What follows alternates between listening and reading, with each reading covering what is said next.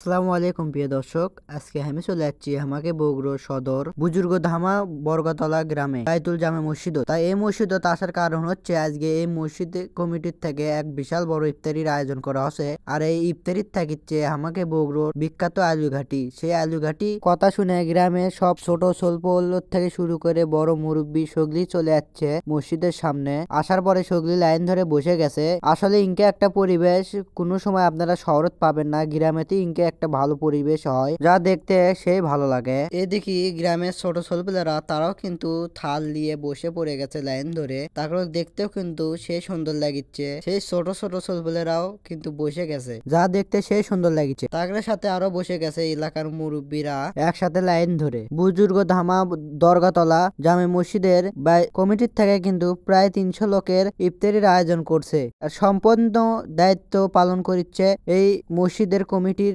ভাইয়েরা। আর এদিকে কিন্তু সগলির প্লেটে ভাত দেওয়া হচ্ছে আগে ভাগেই, কারণ সময় আর বেশি নাই। তারপরে দেওয়া শুরু হয়ে গেল সেই বগুড়ার বিখ্যাত আলুঘাটি সগলিরই থালে থালে। এদিকে আলুঘাটি দেওয়া শেষ হয়ে গেল, তারপরে সগলি মিলে মোনাজাত ধরা হলো। এদিক মোনাজাত শেষ হতে হতে আজানের সময় হয়ে যাবে। তা আপনারা সগলির দোয়া করবেন সে বুজুর্গ ধামা দরগাতলা জামে মসজিদের সকল মুসল্লিকের জন্য। তারা যান আগামী দিনগুলোতেও যান ইনকে সুন্দর করে একটা উদ্যোগ নেবার পরে। তা আপনারা সগলি ভালো থাকবেন। আসসালামু আলাইকুম।